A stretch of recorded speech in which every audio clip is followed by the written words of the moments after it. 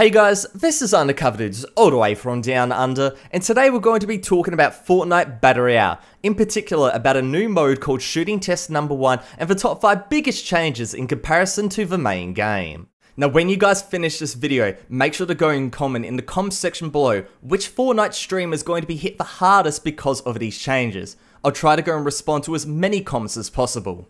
Number 1, no more perfect accuracy and recoil. When Epic Games accidentally made a premature version of the shooting test go live a month or so ago, the change was insane. Weapons had perfect accuracy and an insane amount of recoil. This meant you could demolish people if you had really good aim and really good recoil control, a welcome addition for the competitive community. However, for the casual community, which is a very large percentage of the player base, these changes completely ruin the experience of just hopping into a game with your friends and just having some fun.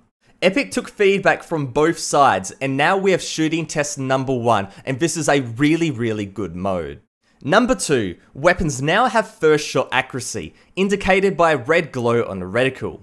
Now this is applied when you're standing still, aiming, not hip firing, and aim spread is at peak recovery, basically if you haven't fired recently. Now please note these changes only affect the first shot, there is basically next to no changes when you're firing full auto.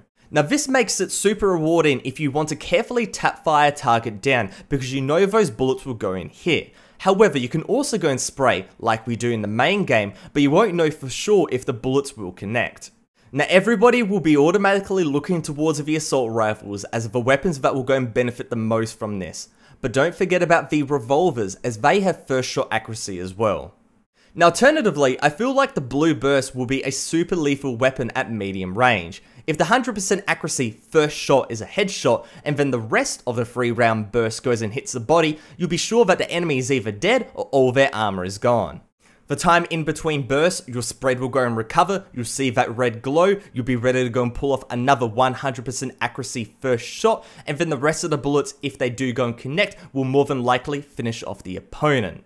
The burst assault rifles always had a problem at close range and even medium range where the normal M16 has just gone and dominated. But with that said, I feel like these changes are going to make it a little bit more relevant in the meta, and that's a really good thing.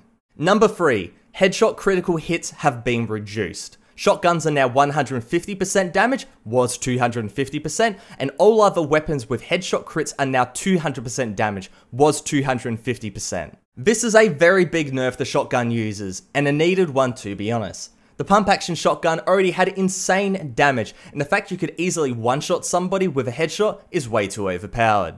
However, this also goes and affects the tactical shotgun, which was definitely in an okay place on the main mode. It's just double pump is way too overpowered. You have insane range, you have insane fire rate, and overall there really wasn't a point to go and use the tactical shotgun unless you wanted to go and have an extra inventory slot. So now the tactical shotgun has been nerfed, and yes, you can go and hit an opponent 2 times in the head and you'll be able to go and take them out. But with that said, the range of the attack is still really bad, and pump is still going to be dominating, and double pump is still going to be dominating, so I think more needs to be fixed in this area in order to go and balance up close range engagements. Now moving on, the reduction in headshot crits for other weapons, especially the assault rifles, is a very nice change, given that getting hit for 72 by a SCAR was just a little bit annoying. Number 4, damage fall off has been introduced for some weapons. Damage applies at 100% to a fixed range, and the fall off begins at different ranges, depending on the weapon, and decreases to 70% damage. Sniper rifles, rocket/grenade launchers, and shotguns are unaffected. I like where this is going, because getting hit by a headshot from extremely long range by an assault rifle is very annoying, and that means if you want to go for those long range shots, you've got to go and use a sniper rifle.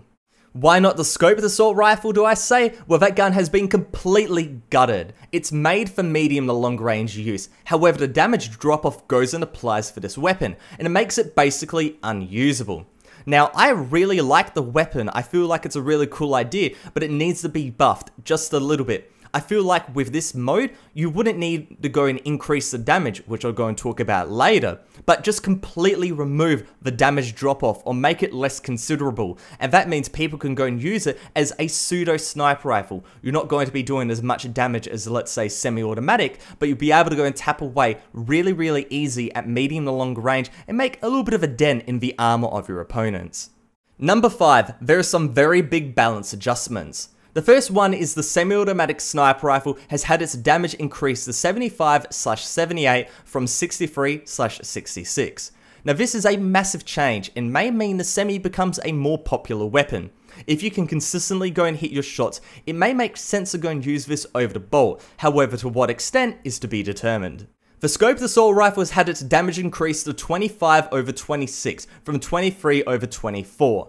Now this really doesn't go and help out the gun's problem, and it's only a little bit of a band-aid fix at short to medium range. At this point, the gun is better in the normal modes than the shooting test, and I feel like in the normal mode right now, if we got this little bit of a damage buff, I feel like the weapon will be in a really good spot. Now we also have +2 base damage to all submachine guns. Now, since shotguns are still king, I don't think this change will have much of an effect. Bring the shotguns back in line completely to where they are not so overpowered. Go and reduce the damage maybe a little bit. Go and maybe take off a little bit of range on the pump action shotgun. And I feel like certain SMGs might be very useful if you're not confident in your shotgun aim. Now hopefully you guys enjoyed this video, and make sure to go and hit that subscribe button so you don't miss out on any Fortnite Battery Hour content. And in the comment section below, make sure to go and tell me which streamer is going to be hit the hardest because of these changes. Is Daquan going to have a little bit of a nerf because of the pump action shotgun game toned down? Or is Ninja going to be getting the buff because of these single tap firing perfect accuracy shots? Go and tell me in the comment section below. But with that said, this is Undercover Dudes all the way from down under. Out.